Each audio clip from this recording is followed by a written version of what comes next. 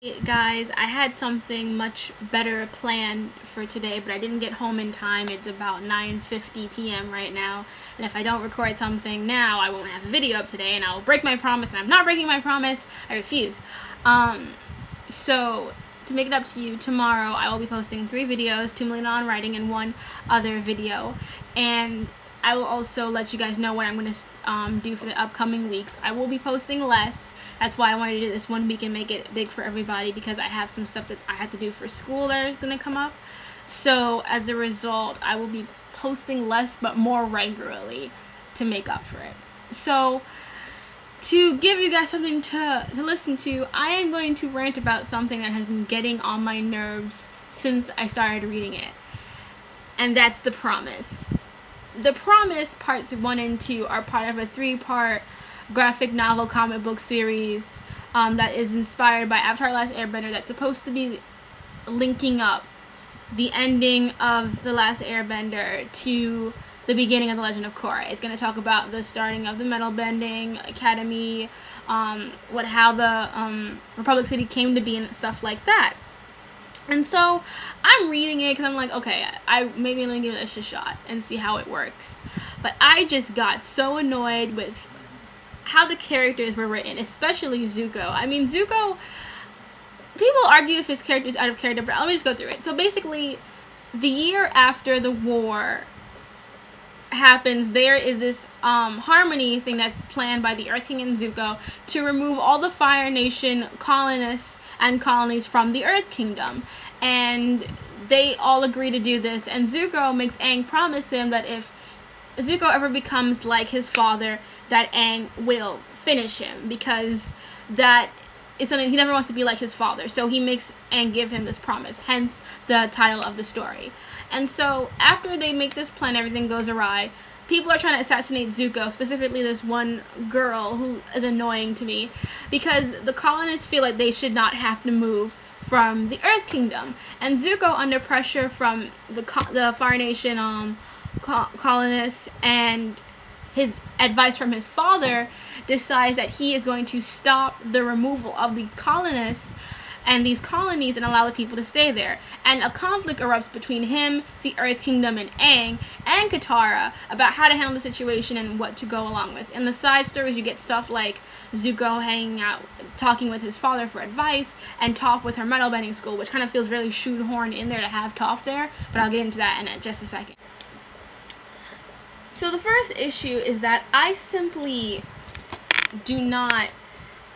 I know the situation for the colonists about how they're supposed to, like, how this is where they live and where they want to be, and that's why they want to stay there, and we're supposed to feel like, oh, it's a complicated issue. However, for me, it's just fucking not. For me, I'm just like, they should leave. Because here's my whole issue with this whole Fire Nation colonist thing.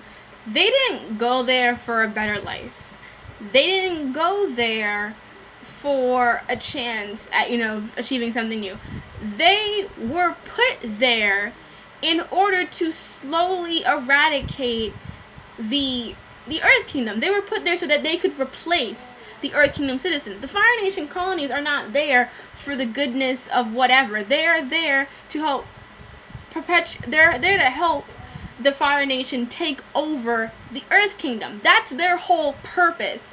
Their basis of existing is based on that. And one of the female characters, she's just like, I shouldn't have to choose. I'm an Earthbender, but I'm a Fire Nation citizen. Well, guess what? Then you should get your ass out of the Earth Kingdom. Because, okay, you're an Earthbender. That's nice. Your mother's an Earthbender. She can go with you if she wants to. But you do not have the right to be there, considering that you were placed there in order to replace an entire different group of people, number one. 2, you were taking territory away from them that was taken by force. 3, you just lost the war. You have no right to any of this land anymore. You lost. You should get out.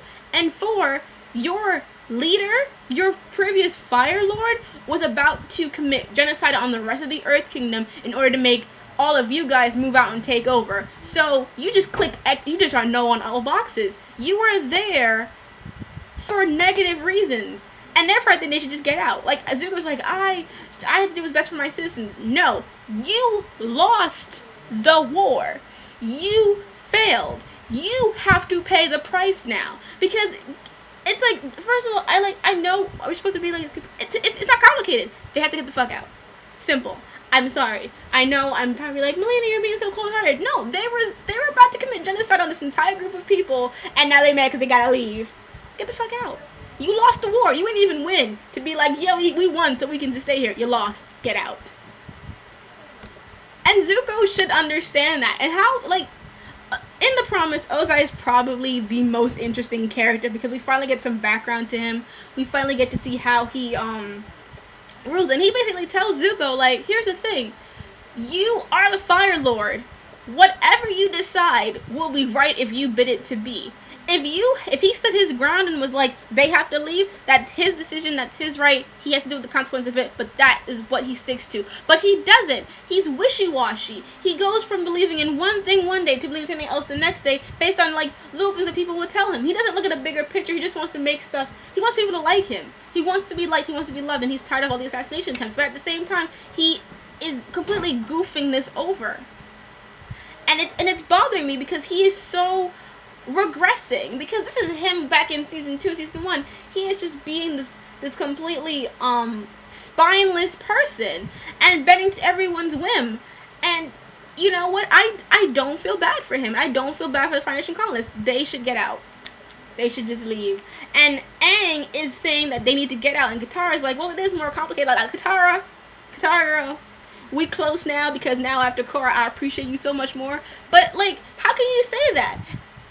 They were going to kill all these innocent people. And, it's not their fault.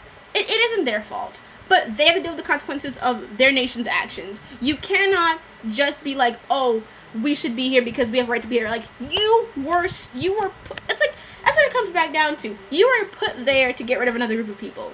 It was warfare from the moment you stepped in there. You lost, so you get the fuck out. Done. Blank. And like, now the Earth King wants to go to fight with Zuko, and I hope Zuko loses. And I know what's gonna happen. The colonies are gonna get turned into Republic City, which is bullshit, because it's like, no, you don't have the right to take someone else's territory that you stole and make it into a different city so that no one has to leave. That's bullshit. Like, so that everyone can come and live. It's the Earth Kingdom's property, and they're gonna find some way to make it seem like, oh, this is a great way for everyone to live together and be happy. It's like, no, you still stole territory from another group, and then you kind of like dicked your way around to keep it, kind of. I'm just like, it's just annoying to read, and to have it handled in such a like wishy-washy way of like, we shouldn't have. Stop, I can't. And this in no way reflects my ideas about actual real life stuff. So if you're thinking like you're trying to put this and say like this, I'm talking about how it's based in Avatar: Last Airbender. So don't come and talk about some real life situation and be like, well, in this case, I'm not talking about that. I'm talking about Avatar and how this was set up. Because I'm sorry, they're acting a fool. Aang and Katara are all coupley, which is okay, I guess. But now it's just that every 5 seconds they call each other sweetie, and it's like, it's cute, I guess. But at the same time, it's kind of like, I feel like I need an insulin shot, because it's just so much. And it's like, they're not developing their relationship in a deep way. It's the same thing that they were always doing.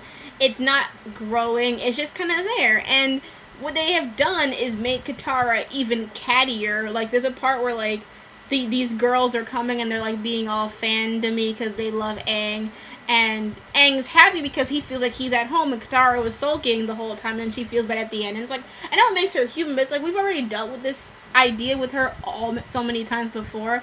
And it's kind of like, I feel like at this point it should just be beyond that. And it's just like, it's just so weird to me that they're gonna be together from this age until Aang's death. It just seems weird to me. Zuko and Mai broke up, but that's probably not gonna last. They're probably gonna get back together, which I feel like one of the couples should just break up. I feel like, and they, like, someone said to me that they're kind of hinting at Zuko and Suki, which would make me lol if that happened. It's not, but that would make me LOL, because at least that would be different. I don't understand, like, it's one of the things I have, like, shows like Harry Potter and stuff like that. Like, how are you guys been together since you were 12 years old, and you were like, I'm not gonna date anybody else. Like, my first girlfriend is the only girlfriend I ever have. I know it's all fan to me, and like, oh, it's cute, and to me it just kind of seems corny. It's like, why? At least in Sokka's case, it wouldn't be his first girlfriend. It would be like his second. But it kind of just seems like really forced to me. It's just, but anyway, it's a kid's show. I know that part of the thing that doesn't really bother me as much because I know they're dealing with a demographic that needs to have that kind of satisfaction.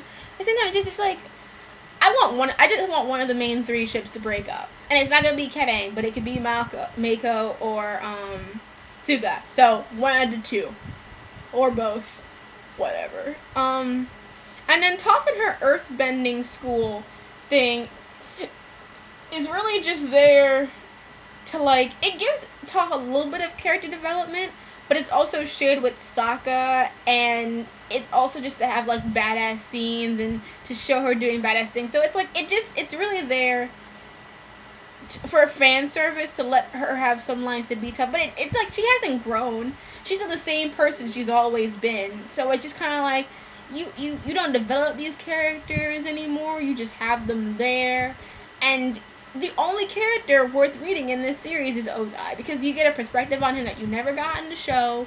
You see more about who he is. You get to see Ty Lee again, and now she's, working with Suki, and they're like the secret service for Zuko and protecting him and as bodyguards and stuff. I mean, that's just cool to look at, but overall the story is just weak because to me it just seems like a non-issue. Like, he should just move them out. And they're dragging it out to show Zuko have conflict, and then, they're gonna have to fight, and then something's gonna happen to make Aang realize, no, we have to work this out in a peaceful way. It's so basic what's gonna happen that it almost seems like a waste of time. I get why they're doing it, is to fill holes, but, like, the search is coming up after this, which is about finding Zuko's mother. They should just gone straight to that. I don't need to know the history of how Republic City was founded. I don't really care. You already told me. It's old Fire Nation colonies that came together to form this city. Done. I don't need to know all this shit about how Zuko was being a dick and how he went to Ozai for advice when he should have just gone to Iroh or his girlfriend or somebody else. Like, I don't need to read that. I don't need to deal with all that bullshit. So for me, it's just kind of like, I mean, my sister bought the first one. I read the second one in Barnes & Nobles, and I'm going to read the third one in Barnes & Nobles too, because I'm not going to buy it, because it's not worth buying. Avatar: The Lost Adventures, that comic book, that was worth buying, because that was fun. Those were fun, cute stories of in-between stuff. This is just like, you could have made this little animated mini movie on, like, a box set for something. Like, it didn't need to be this whole series, and it doesn't appeal to me. I don't think the story is being told in a really solid way, and I'm just bored with it. It's just dull to me. But if you like it or you've read it, let me know what you think, because I just find it kind of obnoxious. But I know some people like it, even though it's gotten kind of mixed reviews. So what do other people think? Do you guys like it, or what it does? Let me know.